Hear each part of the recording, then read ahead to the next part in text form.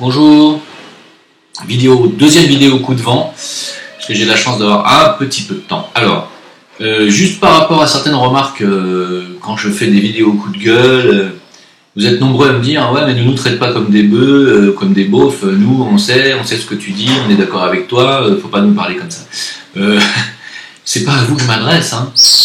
Il ne faut pas prendre pour vous quand je traite les gens d'endormis. Je sais très bien que vous qui me suivez ne l'êtes pas, hein. Je fais bien la distinction quand même, hein. Donc il ne faut pas prendre pour vous les choses que je sors parfois, qui peuvent être des choses un petit peu comme ça, qui balancent. C'est pas contre mes followers, comme on dit. Je sais très bien que vous qui me suivez êtes parfaitement au courant de tout ça, et en général vous êtes assez d'accord avec ce que je dis. Donc je vais pas... Puis vous savez déjà ça, voilà, vous êtes éveillé.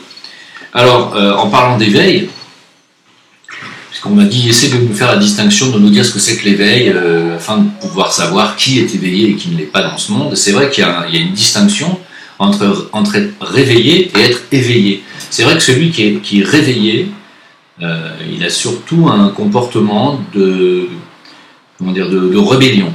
Hein, c'est vraiment, c'est vraiment horrible ce que je vois maintenant. Je suis réveillé, je vois le monde tel qu'il est, je vois les malversations à gauche et à droite, je vois la mainmise de certains lobbies, de certaines familles sur le peuple, sur l'humanité, je vois leurs plans, je vois ce qu'ils sont en train de faire. Et en général, quand on en arrive là, on a vraiment un sentiment de rejet, hein, et d'envie de secouer les autres, parce que c'est vraiment fort, hein, vraiment on a l'impression de se faire manipuler, de se faire avoir depuis qu'on est né. Hein. Ça, c'est le réveil. Et donc, les alerteurs qui sont principalement dans le réveil sont des alerteurs qui vont jouer un rôle vraiment de secoueur. Hein. C'est tous les persifleurs, parfois même des humoristes. Il y a des penseurs, il y a des écrivains.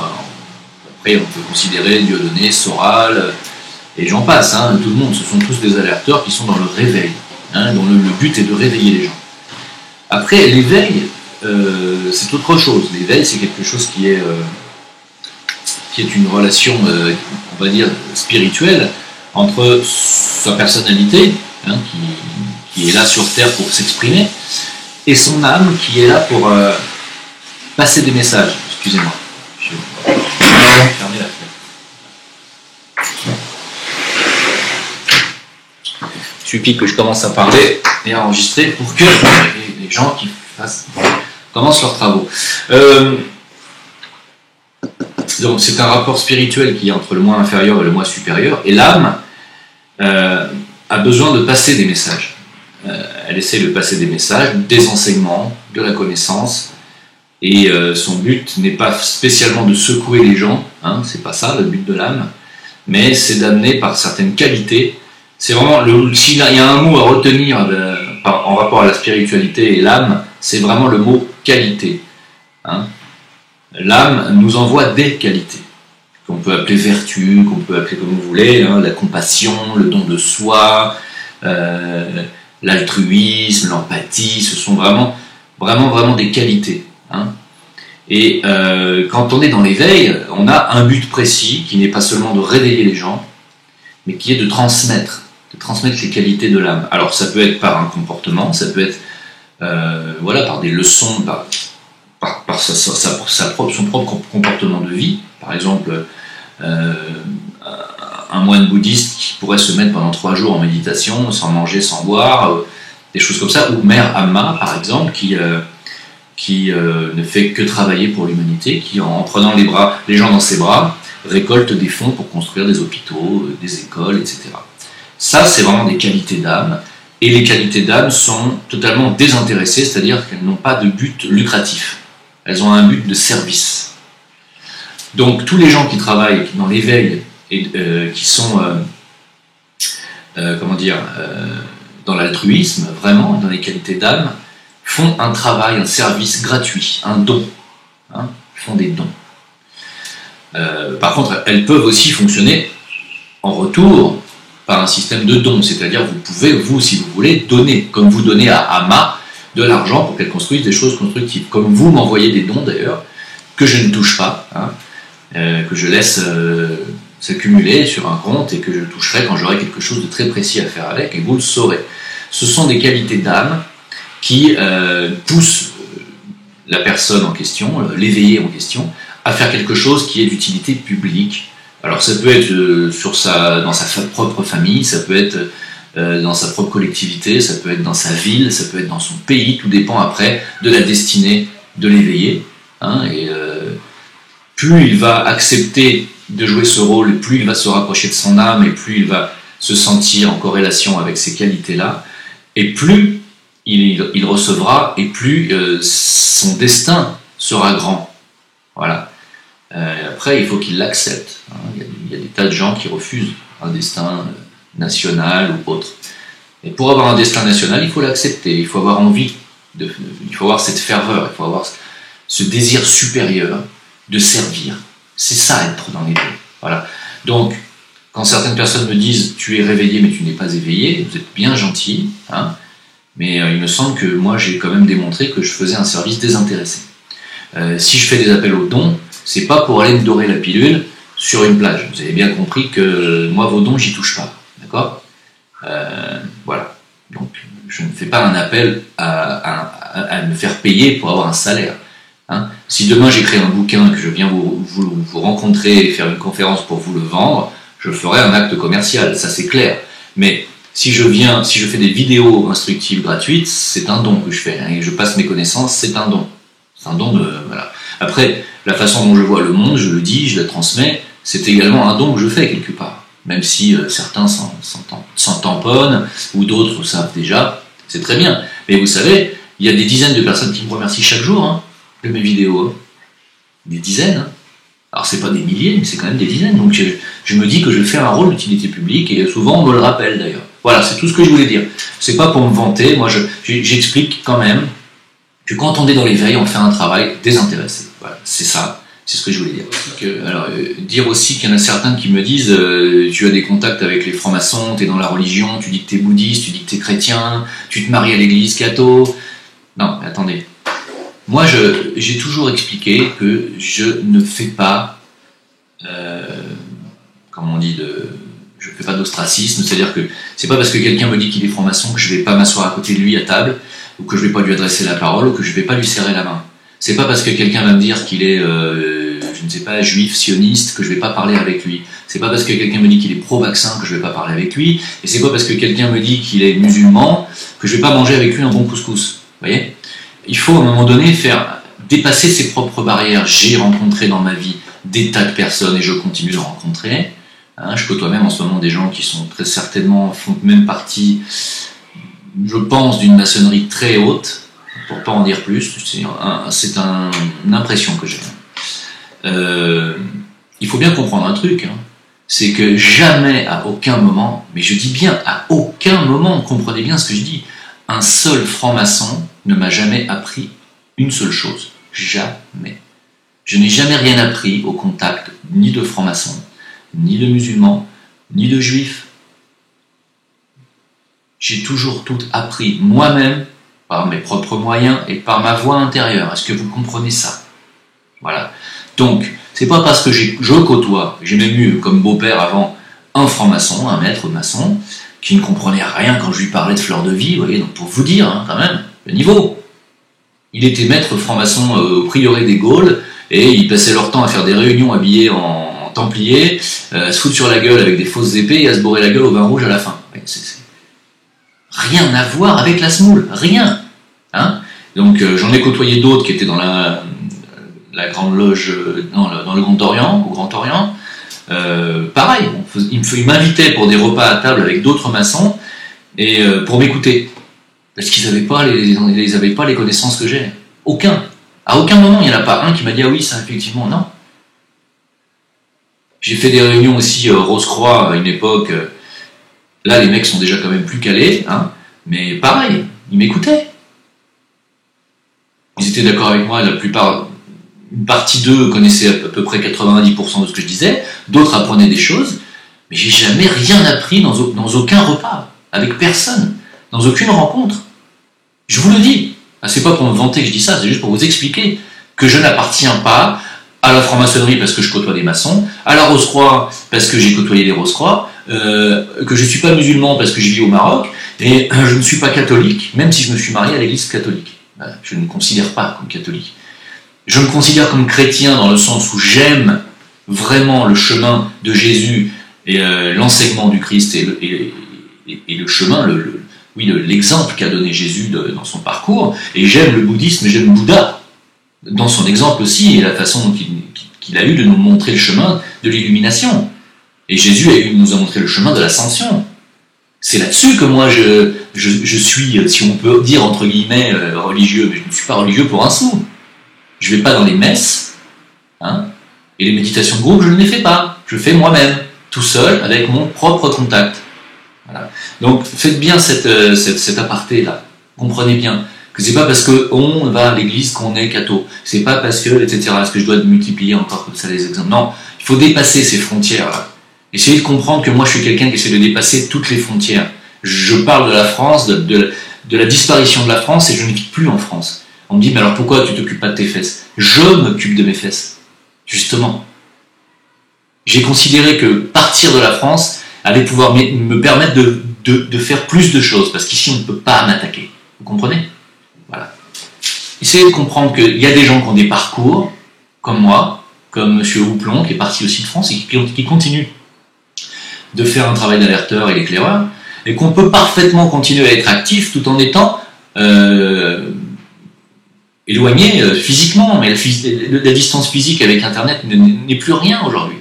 Hein, on peut avoir un rôle et malgré tout n'être pas présent physiquement. Hein. Comprenez ça. Il y a des gens qui ont des parcours, et ces parcours-là, ce qui compte, c'est pas la façon de s'y prendre ou le lieu où vous vous trouvez. Ce qui compte, c'est le résultat. Est-ce qu'il y a du résultat? Est-ce que moi, mon travail, est-ce que ça amène du résultat? Je pense que oui, vu le nombre de personnes qui m'ont gentiment dit que grâce à moi, leur façon de voir le monde avait changé. Je me considère donc comme quelqu'un qui fait un travail utile. Voilà. Et je pense que je suis sur la bonne voie. On va passer maintenant aux choses qui fâchent. Parce que effectivement, vous avez vu que Donald Trump a quand même séparé les familles de clandestins qui débarquent aux États-Unis. Et bon, il a fait demi-tour depuis, hein, il a changé d'avis parce qu'il a vu que c'était une boucherie. Il a quand même séparé 2300 enfants de ses parents, quand même. C'est quand même pas mal. Et j'espère pour ses parents qu'ils vont pouvoir retrouver leur progéniture bientôt. Bon, il a fait volte-face, tant mieux. J'ai eu une discussion très animée il y a quelques jours en arrière avec des personnes dont je tairai le nom, qui me disaient que j'étais barjot d'avoir soutenu Donald Trump il y a 1 an et demi, parce que ce mec serait donc complètement taré. Donc, c'est vrai que là, sur le coup, séparer les enfants de leur famille pour les dissuader de venir aux États-Unis, c'est vrai que c'est pas top. On peut dire que c'est vraiment horrible. C'est absolument immonde. Et sur le coup, je peux pas tellement leur donner tort. Sauf que, ce qu'on ne dit pas, c'est que si on avait voté Clinton, ça aurait été 4 fois pire. Alors, vous allez me dire, en quoi Clinton, ça aurait été pire? Clinton, elle est quand même de très très près, elle et son mari, on va dire, concernés par des affaires de réseaux pédophiles qui se sont fait récemment démanteler, hein, quand même de très près. Hein. Et ce sont quand même des gens sur qui pèsent des soupçons de satanisme, de cérémonies occultes, de magie noire, etc., même voire de cannibalisme. Hein. Donc, Trump est un être sans cœur, je veux bien le concevoir, bien entendu. Pour faire des choses pareilles, il ne faut pas être spécialement touché par son moi supérieur, par son âme. C'est clair que là, on n'est pas dans les qualités d'âme. De toute façon, il n'existe pas sur cette planète un président qui correspond à ce que j'ai dit tout à l'heure sur l'éveil. Hein. Ça n'existe pas. Voilà, ils sont tous dans l'ego surdimensionné, tous. Mais quand même, il y a des présidents qui sont plus proches des préoccupations de leur peuple, comme par exemple, moi je ne vais pas citer de nom parce que vous allez encore me contredire. Mais bon, peu importe, ils sont globalement tous dans l'ego et globalement ils sont tous dans le manque de cœur, c'est évident. Et pourquoi? Parce qu'ils ont des responsabilités et que c'est pas non plus évident quand on est dans un pays qui est envahi, assailli de partout, d'essayer d'y faire régner un petit peu d'ordre, je comprends, mais c'est pas pour autant que que j'acquiesce. Donc, aurait-ce été mieux avec Clinton? J'en doute fort. Et je pense que Clinton n'aurait pas hésité à balancer la bombe sur la Corée du Nord. Je pense qu'elle aurait fait pire en Syrie. Je pense qu'elle aurait même balancé et déclenché un conflit avec la Russie. Et je pense qu'elle aurait déjà atomisé l'Iran. Hein? Donc, bon, c'est des spéculations, vous me direz, mais je l'entends bien comme ça. Hein? Et quand je dis que je l'entends bien comme ça, c'est ce que j'entends. Hein? Voilà, donc pour l'instant, on a eu le choix entre la peste bubonique et la grippe. Bon, on a la grippe, c'est pas top, mais c'est toujours mieux que la peste bubonique. Vous voyez ? Alors Trump, c'est sûr, finira son mandat, je pense, même si Soros est en train de tout faire pour essayer de le faire dégringoler. On verra bien. En attendant, qu'il s'occupe des États-Unis et qu'il laisse le reste du monde tranquille. Je préfère. Hein ? Ça nous évitera des bombardements inutiles.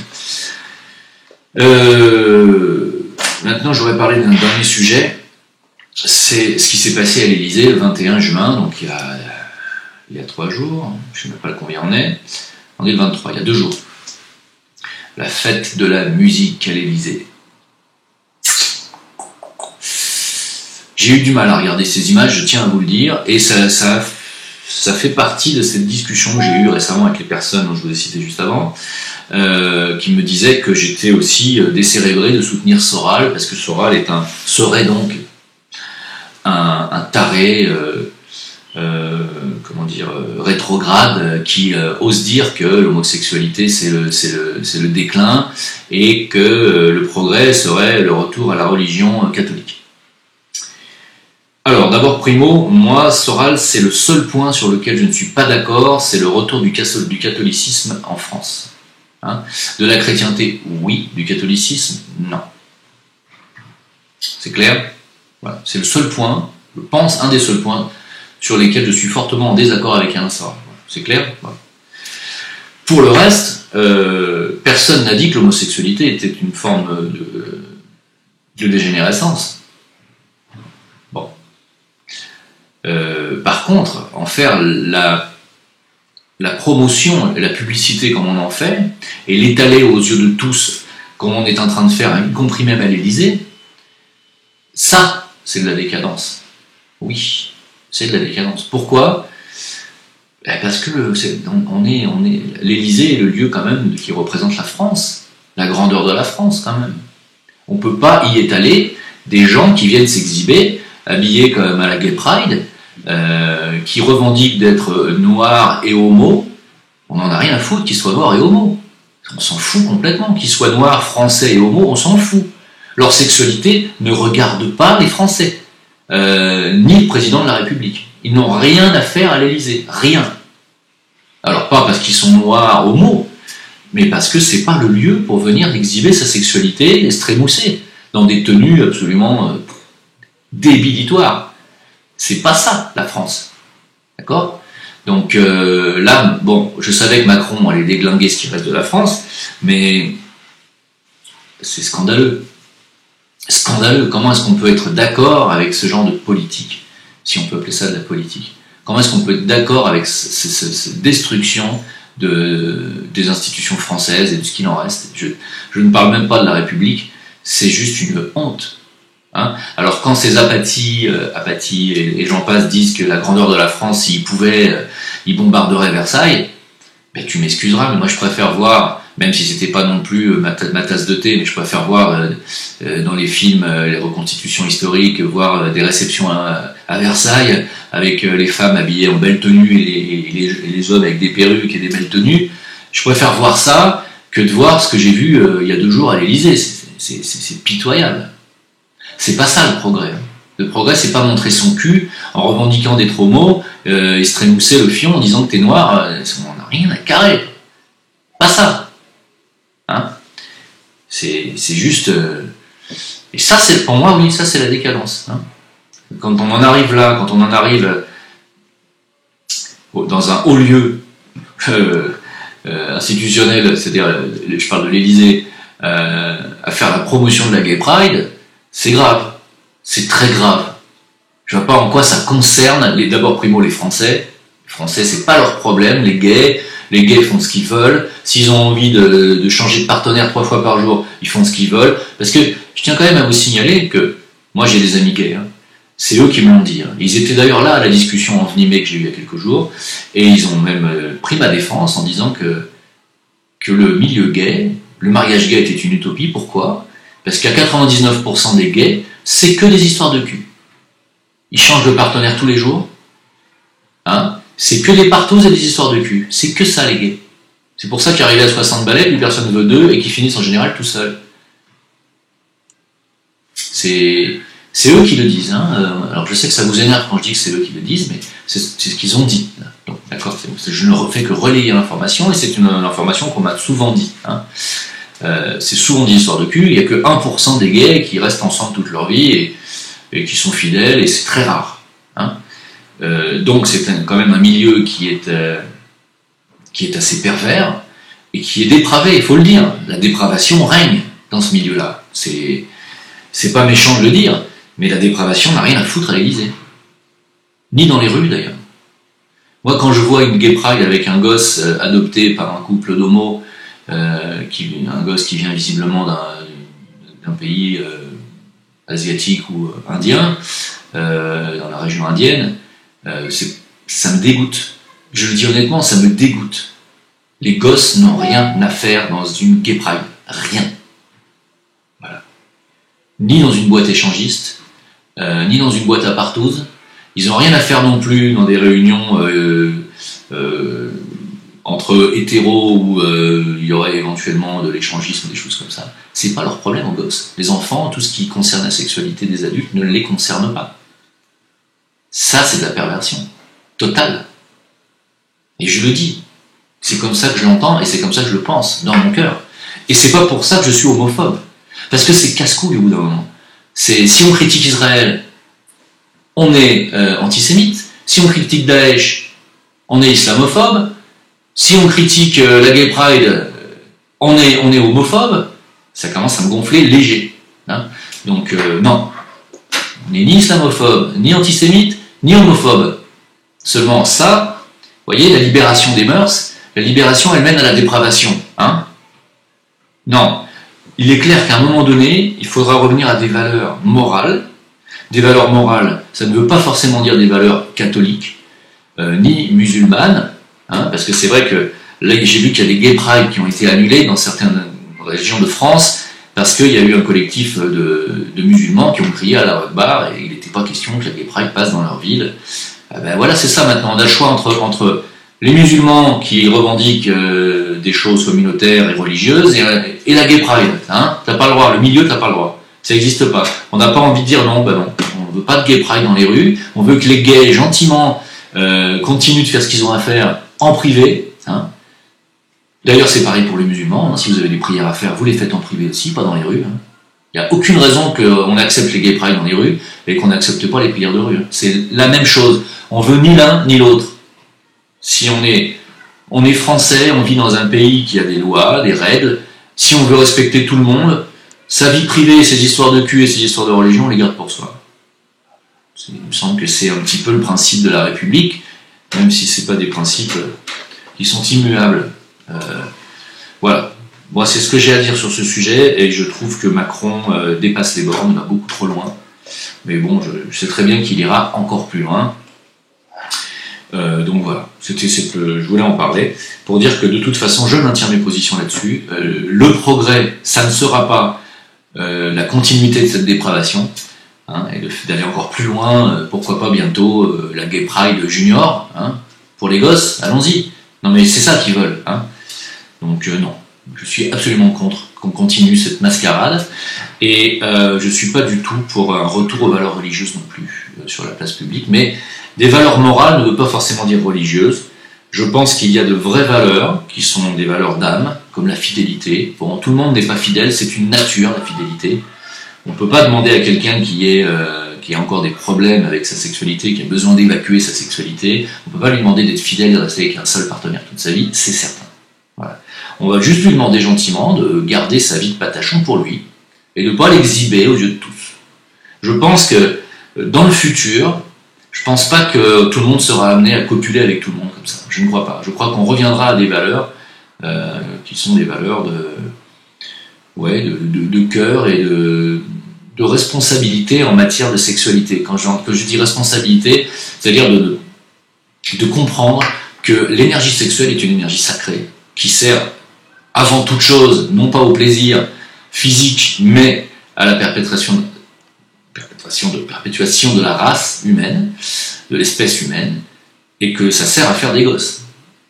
Bon, alors vous allez me dire, ah là, on dirait un mormon. Non, mais si on prend la sexualité à la base, elle est faite pour ça, la sexualité.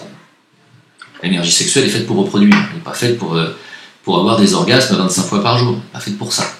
Hein. Aujourd'hui, on promeut la chasse à l'orgasme, hein, c'est ça, hein, le truc. C'est à ce niveau-là qu'il va falloir qu'on revienne à des valeurs plus justes, plus équilibrées, parce que une vie de dépravé sexuel ne mène pas une vie d'équilibre. Pas du tout. Et c'est en tant que jeune marié que je vous parle. Je voulais finir cette vidéo là-dessus, puisque vous savez, moi toute ma vie, je me disais que jamais je me marierais déjà. J'ai toujours été plus ou moins contre le mariage, tout court, parce que j'ai toujours estimé que quand on s'aime, on n'a pas besoin de contrat. Mais, et surtout, j'ai toujours été contre le mariage religieux. Bon, pourquoi je ne sais pas. C'est une aversion contre l'Église, peut-être, je sais pas. Je trouve qu'il y a de l'hypocrisie dans l'Église, avec tous ces prêtres défroqués. Je trouve que c'est un endroit mal placé pour faire des mariages, bref. Et finalement, le destin vous rattrape, et je me retrouve, bon gré mal gré, marié à l'Église, il y a une semaine. Et je suis obligé de le dire, parce que ça m'est tombé sur le poil. Les liens avec ma femme se sont considérablement approfondis en quelques jours et renforcés, et on a senti tous les deux la même chose sans s'en parler. On en a parlé que hier soir. Elle m'a dit: j'ai énormément plus d'amour maintenant, je ne sais pas pourquoi. Et j'ai dit: bah oui, moi non plus je ne sais pas pourquoi. Il y a quelque chose, cette unification, cette bénédiction, je ne sais pas. Il y a quelque chose qui se passe et je vous jure que c'est vrai. Et je ne fais que constater, c'est-à-dire que je me poste en observateur de ce qui m'arrive. Hein. J'ai la faculté de pouvoir me satelliser, c'est-à-dire de pouvoir me regarder d'en haut. Hein. Et je constate ça, que le lien s'est renforcé, que ça touche plus profondément dans le cœur, et qu'il y a beaucoup plus d'amour en fait. Et ben vous voyez, ça donne tort à ma première nature, qui était, quand j'étais jeune, de refuser toute cette idée de mariage, et surtout de mariage religieux. Et j'encourage toutes les personnes qui veulent s'unir à le faire, finalement, dans la foi. Voilà, et à ne pas prendre ça à la légère, à prendre ça vraiment comme un sacrement. C'est vraiment un sacrement. Mais je suis obligé de témoigner là-dessus, voilà. Donc je voulais finir sur ça. Je vous remercie pour votre soutien encore une fois. N'oubliez pas que vous pouvez me contacter sur Jim Le Veilleur, sur Facebook, Jim Le Veilleur sur VK, sur Discord, le lien est toujours sous mes vidéos. Et puis, je ne fais pas d'appel aux dons, mais pour ceux qui veulent donner, il y a toujours ce Tipeee. Ce sont des dons, n'oubliez pas que je n'utilise pas votre argent pour aller m'acheter les dernières godasses à la mode. Hein. C'est pas du tout mon style. Et encore une fois, merci pour votre soutien. Ah oui, dernière chose, pardon, j'oubliais. On m'a dit, ah tiens, YouTube t'as supprimé la visibilité des pouces rouges et des pouces bleus. Non, alors, c'est moi qui l'ai enlevé, la visibilité. C'est-à-dire, vous pouvez quand même cliquer sur le pouce bleu. Hein. Vous pouvez cliquer dessus. Mais depuis que j'ai enlevé la visibilité des pouces, et vous allez voir, je vais vous montrer une photo, visiblement, eh bien, ils n'ont plus la possibilité de mettre des centaines de pouces rouges. Donc c'était bien qu'il y avait une petite magouille qui visiblement se neutralise en enlevant la visibilité des pouces. Voilà, donc sur les 5 ou 6 dernières vidéos que j'ai faites où j'ai supprimé la visibilité des pouces, comme par hasard, les pouces bleus sont désormais de nouveau comptabilisés et les pouces rouges, il n'y en a plus tant que ça, puisqu'on compte à peu près 10% de pouces rouges comme avant. Voilà, donc c'est pour ça, donc je tenais à vous dire ça. Allez, merci et à bientôt.